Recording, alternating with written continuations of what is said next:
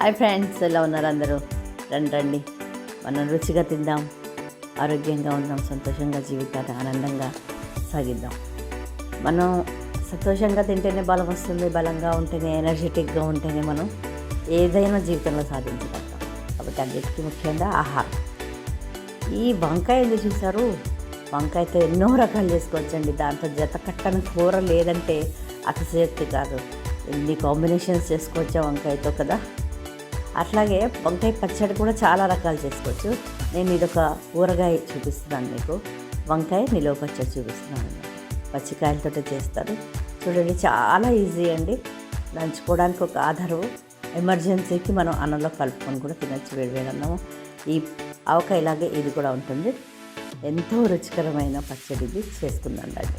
అగో చూసారు కదా, నేను ఒక 1/2 కిలో వంకాయలు తీసుకున్నాను. వాటిని సన్నగా పొడుగ్గా తరిగాను అనమాట. తరిగి ఒక బౌల్లోకి తీసుకుందాం. చాలా సింపుల్ అండి ఈ పచ్చడి చేసుకోవడం కూడా, కానీ ఎంత రుచికి మాత్రం చెప్పలేము. వేరే లెవెల్లో ఉంటుందండి.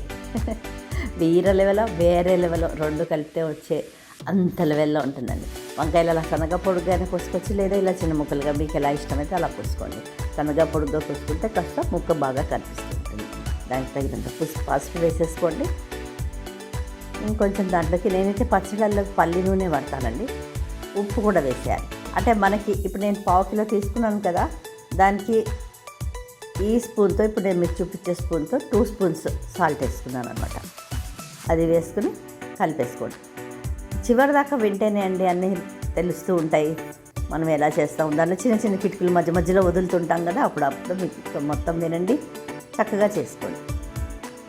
అందులో పచ్చి నూనె, పల్లి నూనె పచ్చిదే వేస్తాను నేను. ఏ పచ్చడికైనా పల్లి నూనె వాడతాను పచ్చళ్ళు చేసుకోవడానికి. సో ఇందులో కొంచెం పల్లి నూనె వేసాను, అవన్నీ తడిసేలాగా నూనె కూడా వేసాము అంటే, లేకపోతే అవి వడిల్లట్టు అయిపోకుండా ఉంటాయి. ఇదిగో చూడండి, దాంట్లోకి ఉప్పు, పసుపు, నూనె వేసి కలిపి మూత పెట్టి పక్కకు ఉంచేసాను. ఇవి నేను తీసుకునేవి అంత మరీ ముదురువి కాదండి, కొంచెం మామూలువే, కూర చేసుకునే కాయలు అనమాట.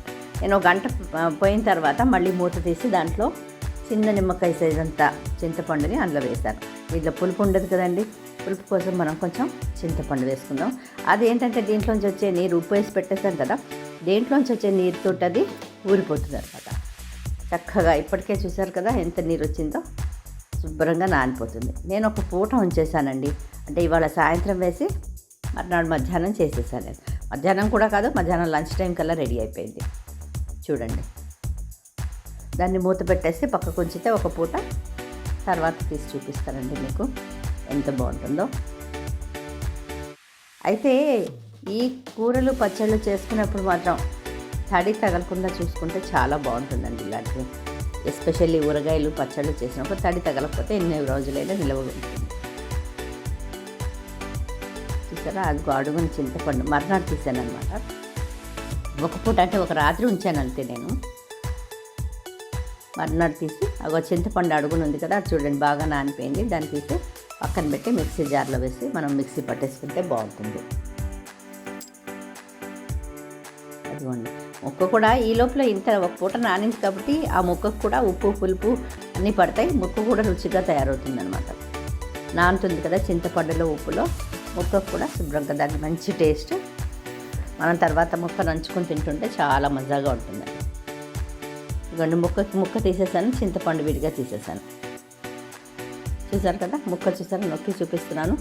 మరి మెత్తగా అయిపోలేదు, గట్టిగానే ఉంది, బాగుంది ముక్క. సో ముక్క రెడీ. ఇప్పుడు మనం ఆ చింతపండుని తీసుకుని ఆ చింతపండుని మిక్సీ జార్లోకి వేసేసుకుని దాన్ని కూడా మిక్సీ పట్టేస్తే కొంచెం మెత్తగా అయిపోతుంది. ఏదో చేత్తో పిసుకోవచ్చు, కానీ అది నేను మిక్సీలో వేసేస్తాను. అయితే చాలా కొంచెం ఉండటం వల్ల అంత, నేను చెప్పాను కదండి చాలా కొంచెం చేశాను. నేను ఇలా పచ్చళ్ళు ఇంచుమించుగా ఎవ్రీ ఆల్టర్నేట్ డే మా ఇంట్లో ఒక రోటి పచ్చడి ఉంటుంది. సో నా దగ్గర పచ్చళ్ళు అలా జామ్ అయిపోతున్నాయి, అందుకని నేను స్టాక్ అయిపోతున్నాయి అన్నమాట. అందుకని నేను కొంచెం కొంచెం చేస్తున్నాను, అది కూడా మీకు చూపించాలనే ఉత్సాహంతో. ఇదిగోండి, దాన్ని కూడా గ్రైండ్ చేసి పక్కన పెట్టుకున్నాను. 1 చెంచాడు ఆవాలు, 1.5 చెంచా ఎద్దులు, అంటే తగ్గట్టుగా మీరు తీసుకున్న క్వాంటిటీని బట్టి దాని తగ్గట్టుగా తీసుకోండి. ఒక చిన్న వెల్లుల్లిపాయలు 2 తీసుకున్నాను, వాటిని కచ్చాపచ్చా దంచి పక్కన పెట్టుకున్నాను. అదిగోండి ఆవాలు మెంతులు పొడి చేసి పక్కన పెట్టాను. వెల్లుల్లిపాయ కచ్చాపచ్చా దంచింది కూడా రెడీ. దాన్ని ఇంకేంటి మనం మిక్స్ చేసి ఊరగా తయారు చేసుకునే విధానం చూసేద్దాం.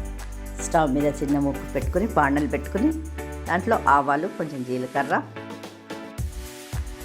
వేసేసారు కదా, ఎందుకంటే ఇందులో వెల్లుల్లి వేస్తున్నాను కదా అందుకని జీలకర్ర వేసాను. లేకపోతే జనరల్గా ఇలాంటి పచ్చళ్ళల్లో నేను జీలకర్ర వేయను, ఆవాలు మెంతులు మాత్రమే వేస్తాను. రోటి పచ్చళ్ళల్లో అయితే మన ఇష్టం. అదేంటి మన మినపప్పు శనగపప్పు కూడా వేస్తాను, కానీ ఇందులో మాత్రం వేయను. అదిగోండి అది కొంచెం వేగిన తర్వాత దాంట్లో ఇందాక దంచి పెట్టుకున్న దాంట్లోంచి కొంచెం సగం నూనెలో పోపులో వేసేద్దాం, వేగుతుంది. అంటే ఇది ఒక మంచి టేస్ట్ వస్తుందండి. ఫ్లేవర్ వెల్లుల్లిపాయ వంటకి కూడా చాలా మంచిది. అంటే రోజు తినే పచ్చళ్ళలో అప్పుడప్పుడు ఇలా వెల్లుల్లిపాయ వాసన తగిలితే అది కూడా ఒక డిఫరెంట్ టేస్ట్ ఉంటుంది, వెరైటీగా అనిపిస్తుంది. మనకు కూడా చాలా రుచులు మన నోటికి చేరుతాయి. సో వంటకి కూడా చాలా మంచిదండి, వేసుకోండి. ఎంత వేసుకుంటే అంత బాగుంటుంది. ఆ ముక్కల్లో ఈ గ్రైండ్ చేసిన చింతపండు, వెల్లుల్లిపాయ పచ్చిది కొంచెం ఉంచాం కదా, సగం నూనెలో వేసాం, సగం ఇక్కడ ఉంచాం కదా, ఆ పచ్చి వెల్లుల్లిపాయ కచ్చబచ్చ దంచిన వెల్లుల్లిపాయ పొడి, ఈ ఆవాలు మెంతుల పొడి, ఇవన్నీ కూడా ఆ పచ్చడిలో కలిపేసుకోవడానికి అన్ని సిద్ధం చేసి ఉంచుకున్న వస్తువులన్నీ కలిపేస్తున్నాం అనమాట. ఆవాలు మెంతుల పొడి, వెల్లుల్లిపాయలు, దాంతోపాటు ఒక కప్పుడు, చిన్న కప్పుడు, అంటే ఇది దాదాపుగా 6 స్పూన్లు ఉంటుందండి కారం వేసాను. అంటే నేను తినే రుచిని బట్టి నాకు సరిపోయే కారాన్ని బట్టి వేసుకున్నాను. మీరు ఎక్కువ తక్కువ చూసుకొని మీరు తినే కారాన్ని బట్టి వేసుకోండి. దాంట్లోకి నేను ఇంకొంచెం నూనె కూడా వేసానండి, అంటే కొంచెం గట్టిగా అనిపించి కొంచెం నూనె వేసాను.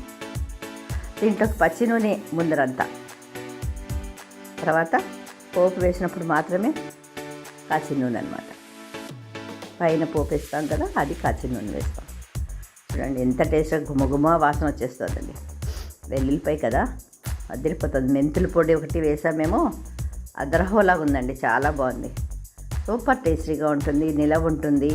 ఎమర్జెన్సీకి చక్కగా అన్నిట్లో టిఫిన్లలో కూడా నంచుకోవచ్చు. అన్నంలోకి అయితే అద్భుతం. అదిగోండి వేయించిన పోపు అందులో కలిపేసాను. దీన్ని ఏంటంటే అప్పటికప్పుడు తినేసే కన్నా ఒక గంట తర్వాత తిన్నా లేదా ఒక పూట తర్వాత తిన్నా కూడా అద్భుతంగా ఉంటుంది. ఎందుకంటే ఈ లోపల ఇవన్నీ కలిసి ఊరుతాయి అన్నమాట. ఊరి మనకు అప్పుడు ఉప్పు అది కూడా టేస్ట్ తెలుస్తుంది. ఉప్పు తక్కువైతే కొంచెం ఉప్పు కలుపుకోవచ్చు. ఆ తర్వాతనే మీరు సీసాలోకి దాన్ని ఎత్తి పెట్టుకోండి. ముందరే దీన్ని ఫటాఫట సీసాల్లోకి తీసేయకండి, ఎందుకంటే ఉప్పు కారం ఏమి తక్కువైనా కలుపుకోవడానికి వీలుగా ఉంటుంది. 10 గిన్నెలు బార్చకుండా ఉంటుంది. సీసాల్లో ఉప్పు కలపడం అంటే కష్టం. ఇలా బౌల్లో ఉన్నప్పుడే మనం, అందుకనే దీన్ని మూత పెట్టేసి ఉంచుకున్నాం అనుకోండి, ఒక పూట తర్వాత తిన్నాక ఏమైనా తేడాలు ఉంటే అందులో కలుపుకోవచ్చు, కారం కానీ ఉప్పు కానీ. పులుపు కొంతమందికి చింతపండు ఇష్టం లేకపోతే నిమ్మకాయ పిండుకోవచ్చు అండి, తగినట్టుగా నిమ్మకాయ. ఇప్పుడు దీనికి 2 నిమ్మకాయలు సరిపోతాయి.